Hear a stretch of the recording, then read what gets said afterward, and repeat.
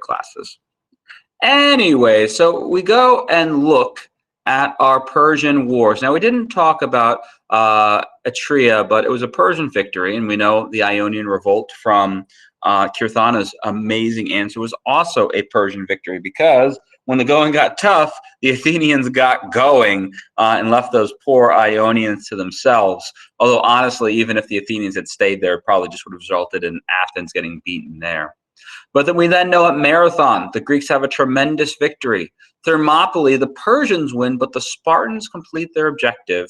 And the final two battles are Greek victories. But we look at this, we see 6 battles for this whole war, and it was 50-50. Persia and Greece winning, but Greece won the back half. Greece won the more important events later on. And so we kind of see a turning of the tides where it looked like Persia would be victorious because they were, of course, the largest empire the world had seen versus a collection of city-states, but that the Greeks were able to prevail. So what does this mean for Greece? What does this mean for Greece after winning this tremendous victory over Persia?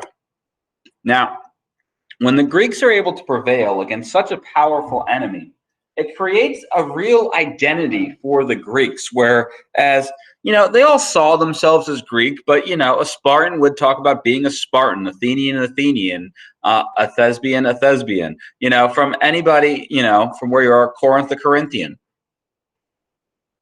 But it brought them together, this idea that we are Greece. We managed to defeat the strongest, largest, scariest empire in the world. And we have to realize this was such a big deal, and the wars had gone on for so long, they didn't know if Persia was going to come back. All right? They had done a terrible, terrible blow to Persia. I mean, the 1-2 punch of Salamis and then followed by Plataea, where essentially the entire Persian navy and army are defeated, was huge. But that doesn't mean that the next emperor might not be building up an army and going and seeking their revenge. I mean, it went from Darius to Xerxes. Who knows if Xerxes' son wouldn't go and want to get revenge as well. And so the Greeks thought, we better plan just in case. And they create what is going to be known as the Delian League. Now, the Delian League is going to be a collection of Greek city-states who say, hey, I've got your back and you've got my back. We are not going to stand one-on-one against the might of Persia. We are going to stand together. And Athens becomes the de facto leaders of the Delian League. And what's going to happen is Athens is going to change quite a bit in this. So in the beginning, and we're going to talk more about this details later on in the week, in the beginning, Athens is like, hey, we had our city burned. Can we have some money to go rebuild it? And of course, the Athenians, they had built the navy to go save Greece. They had gone and done so much with the battles and been so instrumental in the defeat. Marathon, they did it by themselves. And the people in the Greece said, yeah, sure, you can have some money to rebuild your city. And then the city started being built extra nice. And people were forced to stay in the Delian League, even if they said, you know what, I don't think this Persia threat's really going to happen. And so Athens winds up becoming a bully. And this is going to be one of the effects. So we've got two sides to this coin about the effects of the Persian Wars. First off, it brings the Greeks together, which is awesome. It unites them.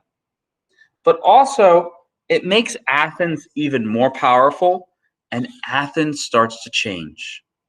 Remember, Athens stressed freedom, democracy, the right for Lexi to be who Lexi wants to be, for Khan to be who he wants to be, for Cortez to be who he wants to be.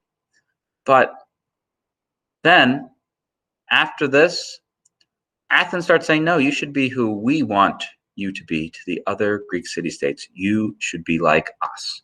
So we see the effects of the Persian Wars, positivity with Greeks, unity, Greek happiness, but then a negativity as well. And we're going to get more into those things later on. And eventually this is going to lead to a war, between half of Greece versus half of Greece, Athens versus Sparta.